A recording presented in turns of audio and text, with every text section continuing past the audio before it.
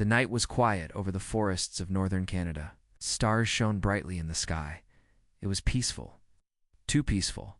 Ranger David Clark sat in his small wooden cabin drinking hot coffee.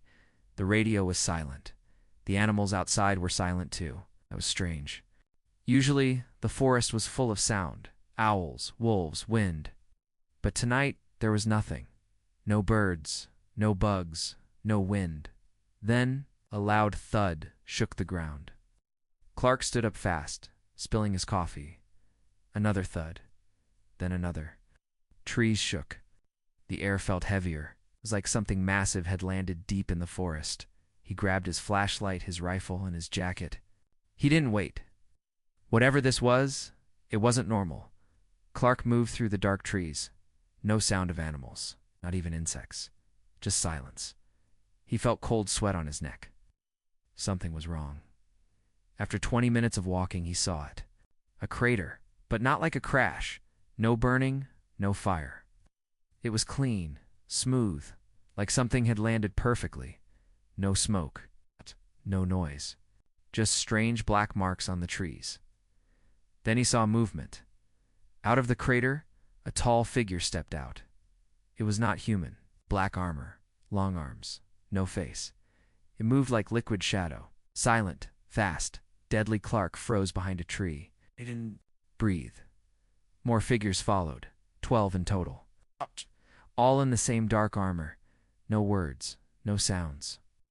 Just hand signals between them. They spread out in the forest like hunters. Clark slowly stepped back. His heart was pounding. These were not soldiers. These were killers. He turned around and ran, miles away in a secret military base. Red lights flashed. Satellites were going. Dark, one by one. Earth's space systems were blinded. No explanation. No warnings. In a dark control room, General Mason looked at the data. 12 unknown objects had entered Earth's orbit and landed at different spots. Canada, Russia, China, the Amazon, Africa, always remote areas. No messages. No greetings. No technology scan, just silence. And then, the first report came in. Alpha team destroyed. No survivors. Base 9 is offline. Unknown hostiles, extremely fast, extremely lethal. Mason's face turned pale. "Wake them up," he ordered. The officer beside him looked shocked. "Sir, you mean, yes. Wake them all. Call the list." Every single name. In a quiet desert town in Arizona, an old man named Ramirez sat alone on his porch. He wore an old army jacket and a metal prosthetic hand. His eyes were sharp, like a hawk. The phone inside his house rang once, then stopped. He stood up slowly, cracked his knuckles, and smiled without humor. "They're finally here," he said, to himself. In Russia, a retired Spetsnaz operative picked up a strange metal case buried under his floorboards.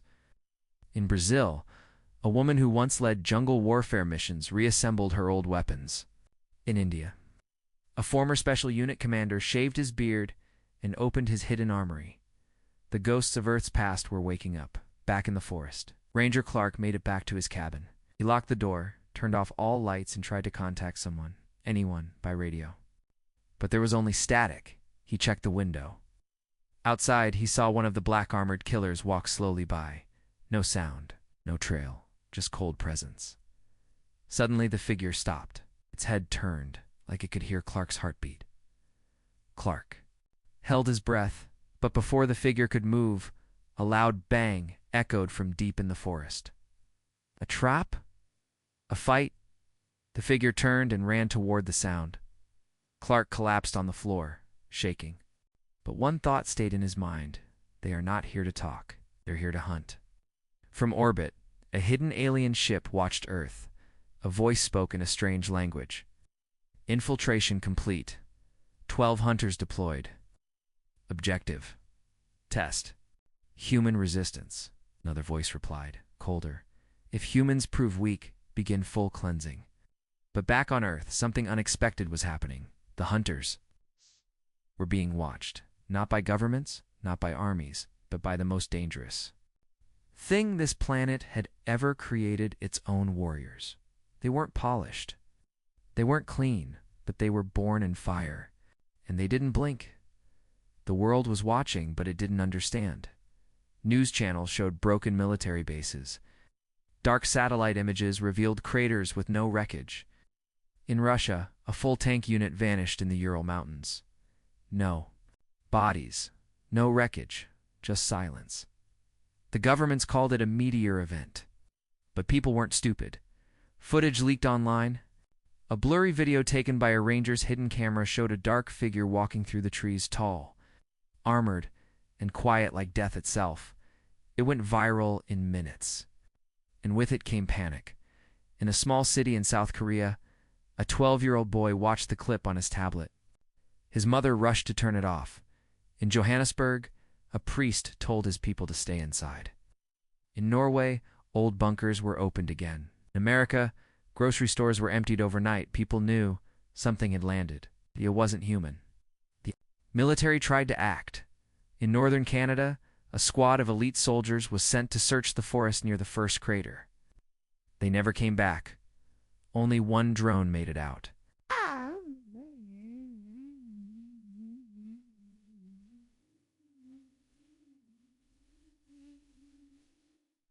The video it carried was short. 10 seconds. Enough. 10 soldiers moved through snow. Suddenly, black shadows dropped from the trees. One by one, the soldiers were cut down.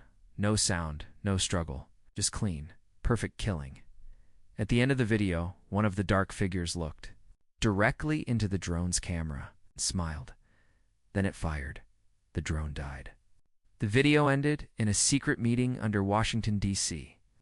Leaders sat in silence. "We are being hunted," one general said. "These things, they are not invaders. They are cleaners, sent to remove resistance before a real attack." President asked, "What do we have that can stop them?" Another voice answered from the shadows. "We don't have machines that can. We have people." Far from the cities and the deserts of Nevada, an old military base came back to life. No internet, no signals, it's just old landlines, old files, and older ghosts. A secret program codenamed Ashes was activated. Ashes wasn't a weapon. It was a list of names, men and women the world had forgotten. Soldiers who had disappeared after secret wars. Operatives who had worked in the dark, where cameras never reached. One by one, the names lit up. Ramirez was the first to arrive. He stepped off an unmarked truck, holding only a duffel bag and a toothpick in his mouth. General Mason was waiting. "You look old," Mason said. "I am," Ramirez replied, "but I'm still faster than death." They both laughed, but there was no joy in it. Soon others arrived. A woman known only as Ghost, a sniper who once ended a civil war with a single shot. Sasha, a silent Russian who had fought for no flag, just survival. Reaper, an exile who had disappeared 5 years ago in Syria. Said he was dead. These weren't just soldiers, they were hunters of hunters. Meanwhile, the alien hunters continued their mission in the Amazon rainforest. They destroyed an entire hidden research outpost. In Mongolia, they stalked nomads for days before, wiping out a whole caravan without leaving a trace. In Japan, a lone hunter stood in the middle of a quiet street at night. It stared at the sky for hours, receiving silent commands from the ship above. But what it didn't know was that it was already being watched from a nearby rooftop. 2 old men and a young woman observed through night scopes. "That's one of them," the woman whispered. The older man nodded. "We follow, no engagement." "Why not?" the younger man asked. The old man's eyes were cold, "Because we don't know its tricks yet, but soon it will learn ours." Back in Nevada, the group gathered in the war room. General Mason stood in front of a map with glowing red marks. 12 of them all spread across the globe. Same armor, same height, same style. No signs of ships, no signals, just death. Ramirez raised a hand. "How long until they realize they picked the wrong planet?" Mason smiled. "That's what we brought you back for." The group studied every video, every body, every broken weapon left behind. They noticed something. The aliens fought perfectly, too perfectly. No emotion, no panic, no fear. They don't know chaos, Ghost said. That's their weakness. Reaper leaned back in his chair. Well then, let's give them chaos. By nightfall, Earth's first real response was ready. Not with tanks, not with drones, but with people. Old warriors. It's silent killers. Survivors of every kind of war. They didn't need orders. They only needed coordinates. The world was still afraid. The media still showed darkness and death, but something had changed. Now, the killers were being hunted, and Earth's answer had just begun. The Andes Mountains were cold and cruel, sharp rocks, thin air, deep valleys where even echoes got lost. It was the perfect place for something to disappear, and that's exactly what the humans wanted. At a high point between two ridges, Ramirez stood with Ghost and Reaper. Snow crunched under their boots. The wind howled, sharp as a knife. "This is where we hit them," Ramirez said. "They'll think it's a command center. They'll rush in, and then they die, Ghost." Finished with a cold smile, below them, a fake military base had been built in just 48 hours.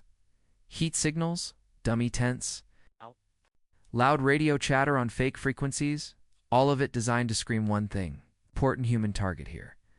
5 hunters were already en route. The alien ship had picked up the heat and signals. The hunters didn't wait. They moved fast. Over. Mountains and snow, armor blending into the white. They had no fear. After all, humans had only killed one of them. And that had taken 3 soldiers and a mountain of traps. This would be easy. That's what they thought. But Earth had spent centuries perfecting the art of killing in places like this. In a cave above the fake base, a young soldier named Malik waited with a detonator. Beside him, 2 old mines from a forgotten war sat buried under snow, wired to explosives. Malik checked the wind, checked the camera, then whispered into the radio, "Targets approaching." Ghost, now hidden in a sniper nest, saw them first. 5 shadows, tall and silent. Leaping over rocks like demons, she adjusted her scope. They're coming in fast. Formation tight. Arrogant. Ramirez's voice came through her earpiece. "Let them come close.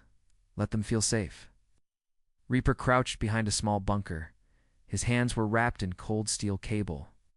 He smiled to himself. "Let's dance." The hunters reached the fake base. They scanned the area. No humans, just old tents. Flickering heat and open crates, they spread out. One of them moved toward a tent, stepped on a pressure plate buried under the snow. Clicked the explosion. Lit up the sky. Fire, smoke, and shrapnel tore through the air. Before the others could react, more traps activated.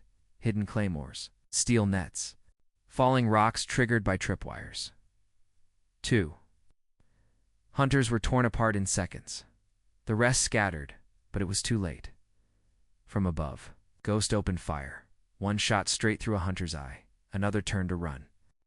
But Reaper was already waiting with steel cables. He jumped down, wrapped the cable around the alien's neck, and pulled tight. The creature struggled, but Reaper held on, muscles straining, rage in his eyes. "This is for my brothers," he hissed. The hunter fell. Only one was left. It escaped the base wounded. Armor cracked. It ran up the ridge fast, desperate to climb. That's when Malik pressed the button. The cliffside exploded, and a wave of boulders crashed down.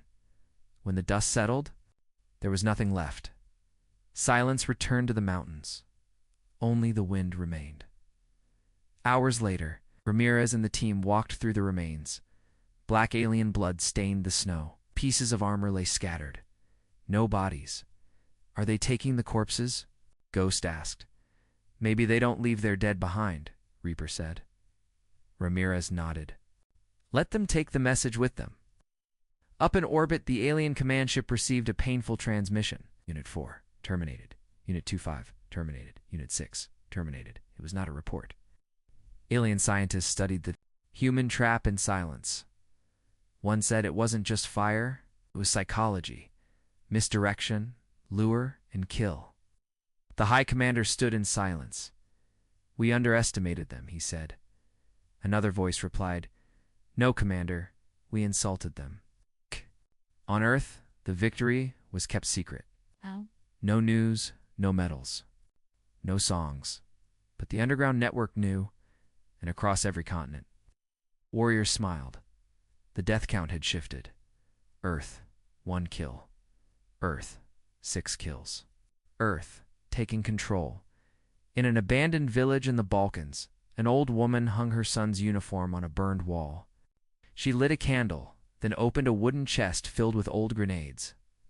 In the Philippines, a fisherman pulled a rusty rifle from under his boat. He stared at the sea, waited. In Egypt, a former general sharpened his blade while watching the stars. Humanity was awake, and its fury was rising. Ramirez stood at the edge of the cliff, wind hitting his face. He looked out at the mountains.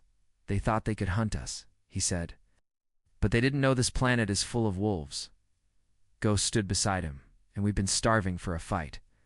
Far above Earth, the alien command ship floated in silent orbit. Inside, the control room was filled with tension. One red dot after another blinked out on the tactical map. 5 hunters, gone. No survivors, no final messages. Only screams and static. High Commander Zeltor stood motionless, hands behind his back. His voice was sharp. "How many humans attacked?" Science officer replied. "Our estimates say no more than 9. Zeltor turned slowly. 9.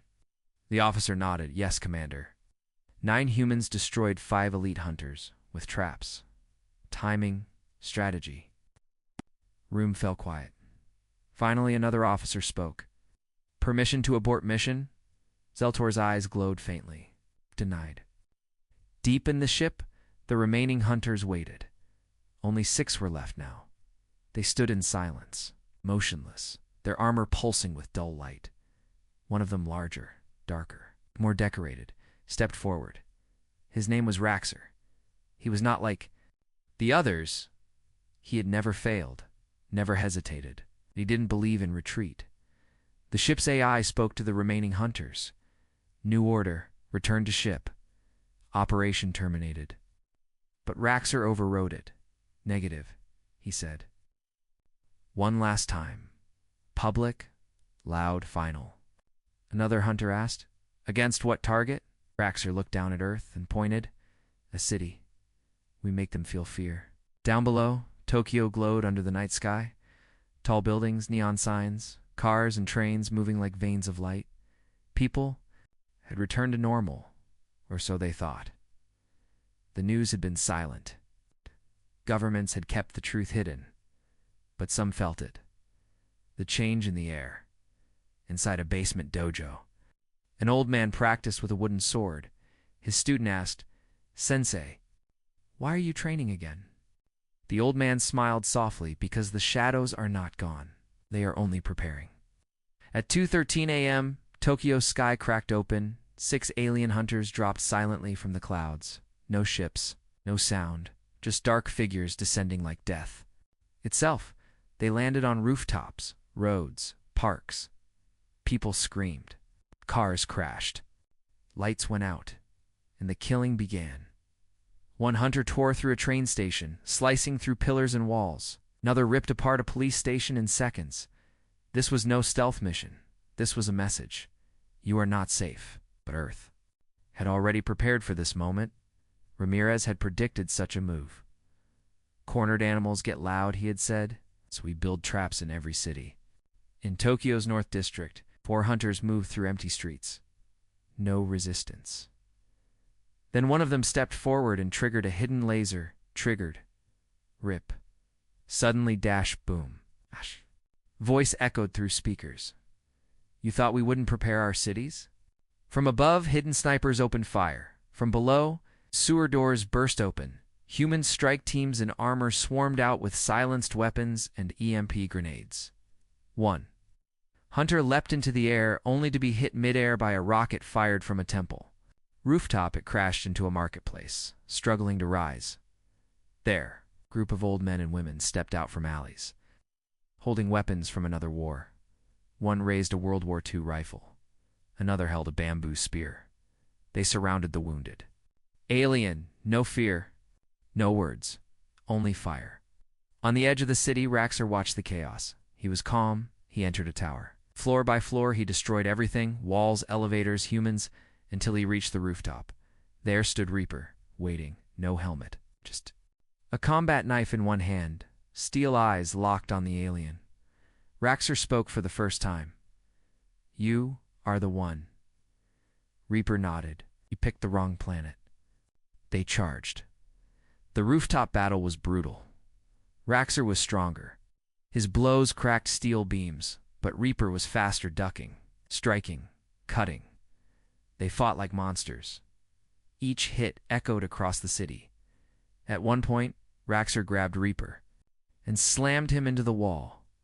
But Reaper grabbed a pipe and smashed it across the alien's head. Black blood flew. Sparks burst. The alien stumbled. Reaper stabbed upward once. Twice, then pulled a grenade from his vest and shoved it into Raxer's side. "You don't belong here," he whispered. He jumped back. Boom, the rooftop collapsed. Fire rose into the sky, and Raxar was gone. At dawn, the city was quiet again. Smoke curled from broken streets, moored in the distance, but people emerged from hiding. Survivors helped one another, and from the shadows, the human fighters disappeared again. No glory, no medals, just the satisfaction of knowing Earth had held the line. Far above, the alien ship went silent. 6 more red dots gone. Commander Zeltor closed his eyes. All hunters lost. A voice whispered, "Should we send more?" He shook his head. "No, we must never return to this world." Back in Nevada, Ramirez lit a cigarette and looked at the report. "Tokyo," he said softly. "They brought the fight to the wrong doorstep." Ghost leaned against the wall and paid the price. Reaper walked in, bruised, bleeding, but smiling. "Raxer's gone," he said. "And if that was their best," he looked at the map, "they better stay gone." The snow was falling hard in Alaska.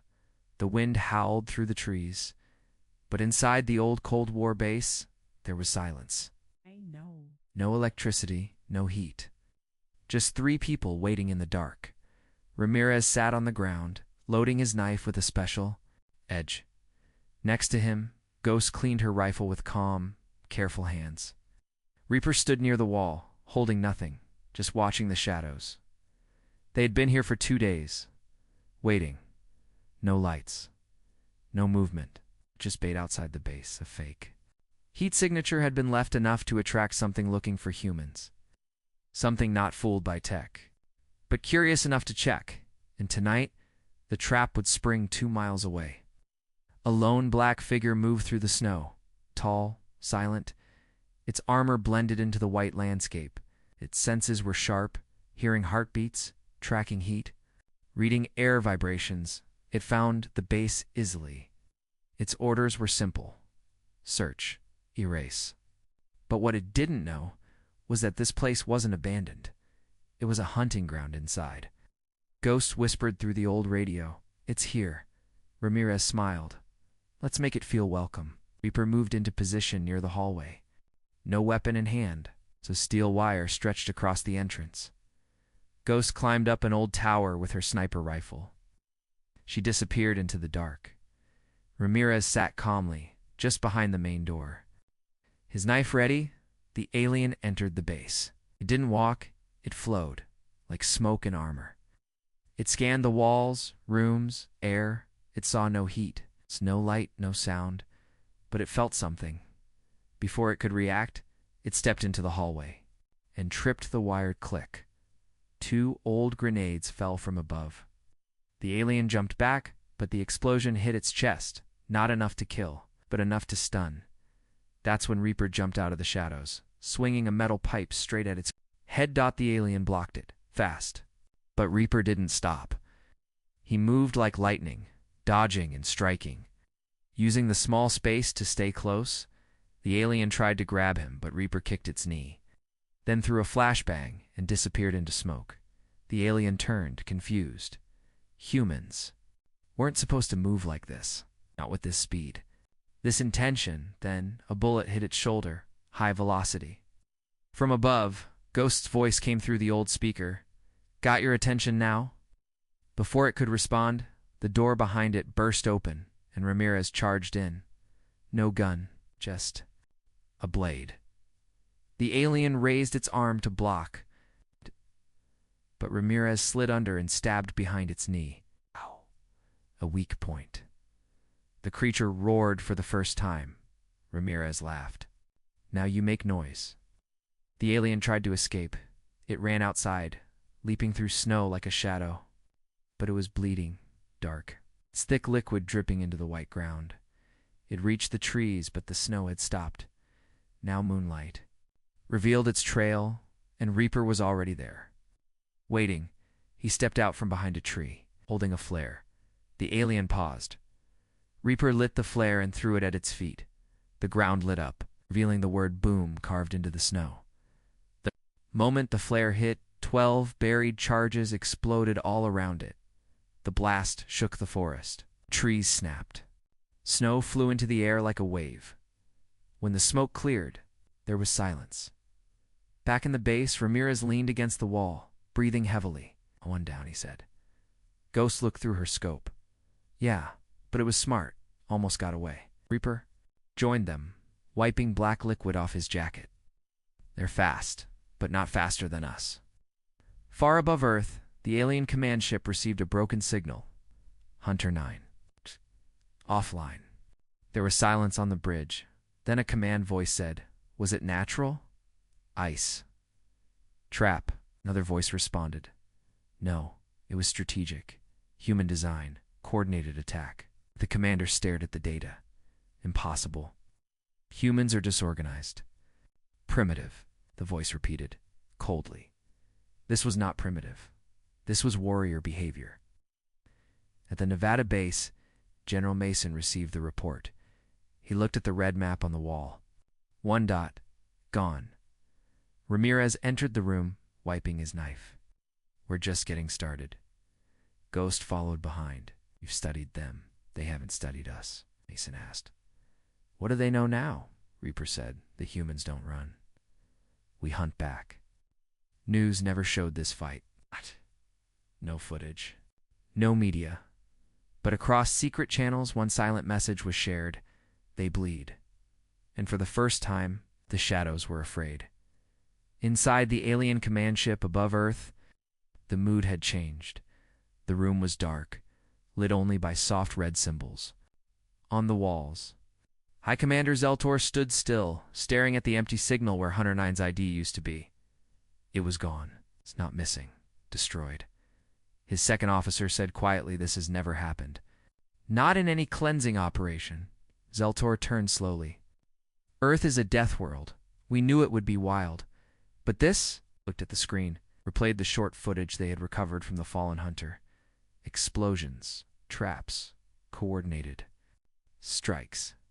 Send the order, he said coldly. Study them, learn their wars. Back on Earth, General Mason stood in a small underground room with the old team. On the walls were black and white photos, maps, blood-stained flags, rusted weapons. This, Mason said, pointing, is what they don't understand. Ramirez stepped closer. He saw a photo of a burning jungle. A soldier carrying his friend's body. Field filled with crosses. Ghost's eyes scanned the images. They think war is clean, she said. It's not. Reaper picked up a broken helmet from a shelf. They fight without fear. That's their weakness. They've never felt hate. Regret, rage. Mason nodded. So let's remind them what human war really is. Far away in orbit, the alien ship opened a special archive, one that had never been touched. It was Earth's full war history there, eh? Systems began scanning human data. Footage, documents, ancient texts, and what they saw made them pause. Trenches filled with mud and blood. Children hiding from bombs. Cities turned to firestorms. Human soldiers eating, laughing, then dying minutes later. They watched humans charging into gunfire with broken weapons. just to protect their brothers. They saw prisoners fight with sticks. When bullets ran out, they read about Hiroshima, Stalingrad, Fallujah, the Congo, the jungle wars, the deserts, the ice. They saw humans burn, drown, starve, and still keep fighting. Commander Zaltor looked away from the screen. His voice was low. These creatures, they don't just survive war. They become it, the officer replied. Our hunters were made in training rooms, but humans were made in blood. Meanwhile, on Earth, Ramirez and his team entered an abandoned war museum in Eastern Europe. It was dusty, dark, but full of memory. This place was built for school trips, Ramirez said. Now it's a blueprint. They walked past displays. Hand grenades, old combat boots, burnt letters, steel bayonets. Ghost stopped at a glass case showing a soldier's journal. She read, "We haven't eaten in 4 days. Tomorrow we take the hill." She looked up. These aliens have no idea what kind of monsters they landed near. Elsewhere, new teams of humans were forming. In Colombia, jungle fighters trained with bows and knives. In Siberia, snipers returned to frozen ridges they once called home. In the ruins of a Syrian village, a woman buried her son then. Picked up her old rifle again, every continent had its ghosts. And now, they were waking up. The hunters began to feel the change. In Africa, a team of 3 hunters entered an abandoned village. No humans in sight. But when they split up, traps activated. Spikes through the trees. Nets made from metal wiring. Explosives buried under trash piles. 2 hunters died. The last ran. It left a trail of black blood behind, watching from the hills. Above, a man with one eye whispered, "This is our land." Alien commanders began to argue. They were not supposed to resist. One said they were supposed to panic. But instead, Earth was organizing, not with missiles or spaceships, but with rage. Back in Nevada, General Mason held a meeting with world leaders through secure lines. "We don't need your armies," he said. "We need you to stay out of the way." The leaders hesitated. "You really think this small group can handle them?" Ramirez answered. "They came to our home. They spilled blood," Ghost added. "Now they'll drown in it." Far above, Alien Command decided one last thing. They ordered their ships to stay hidden. The hunters were on their own now. "This is their final test," the High Commander said. "If they fail, we leave." But down on Earth, the humans had already written the result. With every memory, every scar, every grave, Earth was not a battlefield. It was a graveyard that buried its enemies, and the ghosts of its past had just picked up their weapons. The world had changed. After the Tokyo assault, alien ships vanished from orbit. Their signals went quiet. Their threats ended, or so everyone thought. But deep in the shadows of Earth's mountains, one final hunter remained. He was not part of the original 12. He was older, bigger, built differently. He had never failed a mission, and now he had only one order. Find the one called Ramirez. Kill him. End their spirit. In a remote forest in Colorado, Ramirez sat alone in a wooden cabin. The war seemed over. Cities were healing. People were returning to normal, but he knew it wasn't finished. He felt it in the cold wind. In the silence of the trees, something was coming that night. His old radio cracked to life. Ghost's voice came through, broken but clear. "Intel. Says one is still out there. Bigger, meaner, coming for you." Ramirez smiled. Let him come. The next morning, he cleaned his knife, tightened his boots, packed no gun, just old gear, a steel crowbar, and a flask of black coffee. Then he walked into the woods. No cameras. No backup. Just man versus monster, at the edge of a clearing. He stopped. Across the field stood the final hunter, tall as a tree. Dark armor cracked with old scars. His eyes glowed with rage. Ramirez didn't blink. The alien stepped forward. No weapon, just claws. Ramirez took a sip from his flask. "Thought you'd be taller." The hunter rushed like a storm. Ramirez dodged, rolled under, and slammed his crowbar into the alien's knee. The metal bent, The alien kicked him back. Ramirez flew into a tree, but stood up, coughing. He grinned. You hit like a drunk bear. They fought through trees, rocks, fire. The hunter clawed, punched, roared. Ramirez countered, struck. Laughed. Blood poured from his forehead, but he didn't stop. He used terrain, led the alien into narrow paths, slippery mud, sharp branches. This wasn't just a fight. It was a hunt. At one point, the hunter grabbed Ramirez by the neck and lifted him high. It growled, "You are weak. Your kind is broken." Ramirez spat blood into its face. "We're human. We bleed, but we don't break." Then he pulled a knife from his boot and stabbed the alien's arm. It dropped him. Ramirez rolled, grabbed a rock, and smashed it in two. The alien's chest again, and again, and again. The fight dragged on for what felt like hours. Finally, both warrior and hunter collapsed in the dirt, bruised, bleeding, breathing hard. Ramirez forced himself up. The alien tried to rise, but couldn't. Ramirez stood over it. "You came to kill a planet, but you didn't study what makes us dangerous," the alien growled. "What is it?" Ramirez looked up at the sky. "We fight for each other. You fight for orders. That's why you lost." Then he raised his knife and ended it. The forest went silent again. No more footsteps, no more war, just peace. One man limping through the trees toward the sunrise. Back in Nevada, Ghost listened to the final signal from the field, just static.